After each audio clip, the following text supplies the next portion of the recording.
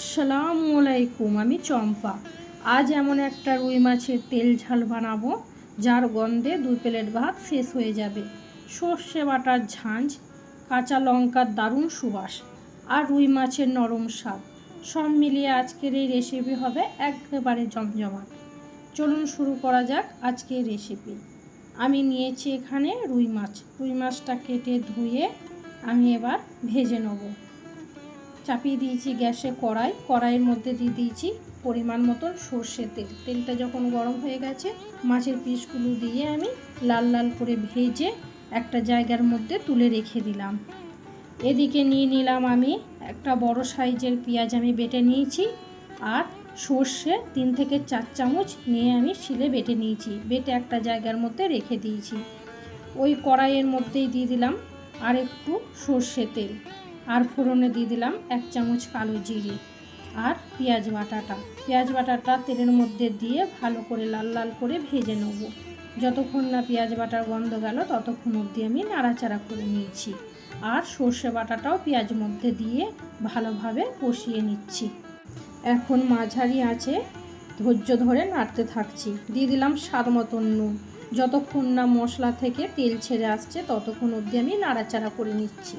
আর দিয়ে দিলাম পরিমাণ মতন মশলা, লঙ্কা গুঁড়ো, হলুদ গুঁড়ো, জিরে গুঁড়ো, ধনে গুঁড়ো। মশলাটা দিয়েও ভালোভাবে আমি কষিয়ে নেব। যতক্ষণ না মশলার গন্ধ যাবে ততক্ষণ অবধি আমি নাড়াচাড়া করে নিয়েছি। আর দিয়ে দিয়েছি অল্প একটু পানি, যাতে না মশলাটা ধরে যায়। নাড়াচাড়া করে নিলাম, নিয়ে দিয়ে দিলাম 1 কাপ পানি, নিয়ে ঢাকা দিয়ে দিলাম আমি এখানে কিছুক্ষণের জন্য, মশলা থেকে গন্ধ যাওয়ার জন্য। কিছুক্ষণ পর যখন আমি ফিরে এলাম দেখলাম আমার মশলা থেকে গন্ধও চলে গেছে আর মশলা থেকে সুন্দর তেল ছেড়ে দিয়েছে। কম মশলায় খুব সহজ পদ্ধতিতে তৈরি করব বাঙালির প্রিয় সর্ষে বাটা দিয়ে রুই মাছের তেল ঝাল। দিয়ে দিলাম আমি এখানে 1 কাপ মতন পানিটা দিয়ে নাড়াচাড়া করে এবার একে একে ভেজে রাখা রুই মাছের টুকরোগুলো দিয়ে দিচ্ছি এই সুন্দর কষানো ঝোলের মধ্যে। দেখুন মাছগুলো ঝোলের মধ্যে পড়তেই কি সুন্দর রং আর গন্ধ বেরাচ্ছে। নিয়ে ঢাকা দিয়ে দিয়েছিলাম আমি কিছুক্ষণের জন্য। কিছুক্ষণ পর যখন আমি ফিরে এলাম দিয়ে দিলাম আমি ওপর থেকে কাঁচা লঙ্কা চিড়ে আর দিয়ে দিলাম কুচানো ধনেপাতা। এই সময় বেশি নাড়াচাড়া করব না, তাহলে মাছ ভেঙে যেতে পারে। মাঝারি আঁচে 5 থেকে 6 মিনিট ফুটিয়ে নিতে হবে। ধীরে ধীরে মাছের সঙ্গে ঝোলের সব স্বাদ মিশিয়ে গিয়ে তৈরি হবে একদম আসল বাঙালির সর্ষে বাটা দিয়ে রুই মাছের তেল ঝাল। দেখুন ঝোলটা কি সুন্দর ঘন হয়ে এসেছে আর উপরে সর্ষের তেল ভেসে উঠেছে।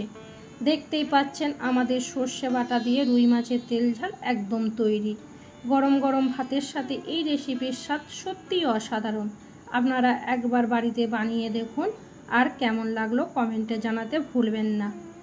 রেসিপি ভালো লাগলে লাইক আর শেয়ার করে দিন। চম্পা কিচেন চ্যানেলটা সাবস্ক্রাইব করে পাশে থাকুন। আবারও অন্য কোনো রেসিপি নিয়ে খুব তাড়াতাড়ি হাজির হব। ততদিন পর্যন্ত সবাই ভালো থাকুন, সুস্থ থাকুন। চম্পা কিচেনের পক্ষ থেকে সবাইকে অনেক ভালোবাসা ও শুভেচ্ছা রইল। আল্লাহ হাফেজ।